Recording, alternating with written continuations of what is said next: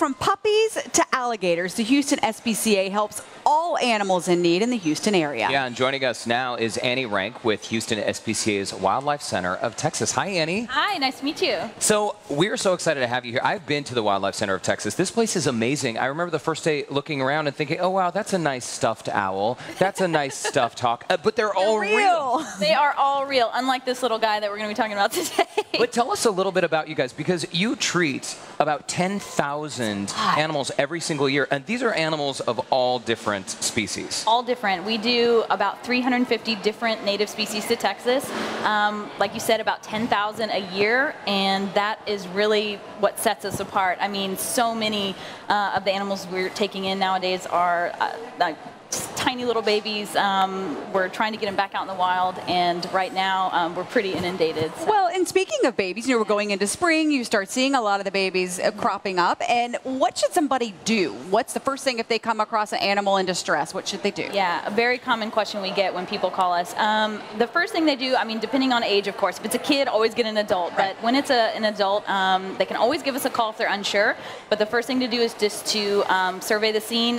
Particularly this time of year, you're going to be getting a lot of babies that look orphaned. And the first thing to do is to look around. See, do you see a mom? Do you see a nest? Do you see siblings anywhere? And then progress to that point. You know, can I re-nest the baby? Can I reunite mom and baby? And then call us if you. But they shouldn't go up and like try to scoop up the baby. Yeah, so that's a common thing. You know, people do. I just jump in, and there's an old wives' tale a lot of times that you can't touch a baby animal, or else the scent will deter the mom from coming, and that's actually not true. So you can. Oh, really? Yeah. You can actually touch baby animals, which of course it's only to help them. It's not to keep them forever, but just get them back in the nest. And sometimes, and we have ways to mitigate that if the nest has been destroyed, or if you can't reach the nest. We have some ways to help people out with that as well. We're seeing some images right now of some of the animals that you guys have helped rehabilitate.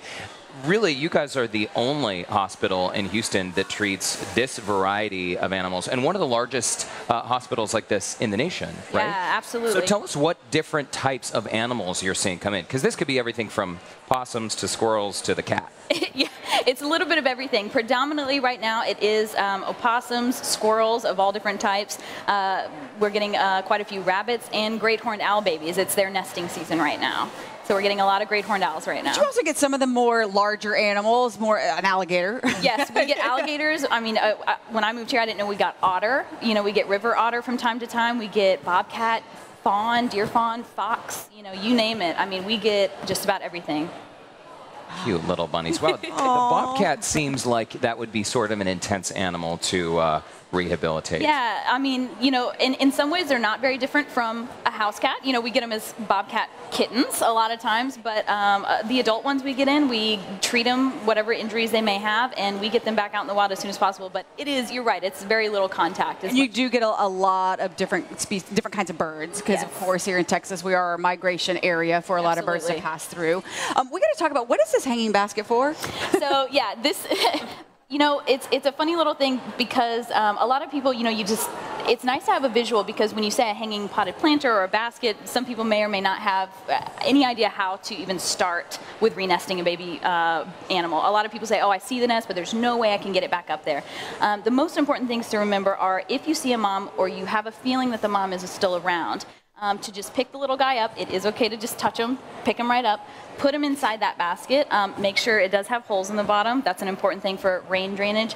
And to hang it up. It does not have to be way up high. It doesn't have to be technically even in a tree. It can be hanging on a fence or on a low-lying tree branch. And many times put them in an empty hanging basket, or do you need to put some? You can. It's only going to be for a short time. We only recommend for about an hour. So either way is fine. If you want to put some little soft rags in there, that's great. Leave the area, take any pets and children with you, and observe from a distance for about an hour. A lot of times mom returns within that time, and she will take care of them either in that basket, or she'll come and pick them up and take them with her. Gives them a fighting chance at life. That's so interesting. So we don't have to do our job, essentially. Those hanging baskets on hand, folks. Yeah. Well, Annie, thank you so much. And if people want to stop by, they can always stop by and see you guys. Absolutely. We've got a real owl in our lobby at this moment, so come by anytime. It's such a cute owl, That is so awesome. Now, for more information on the Wildlife Center of Texas and Houston SPCA, you want to visit the Houston, oh wait, let me make sure I get this right. It is It's wildlifecenteroftexas.org.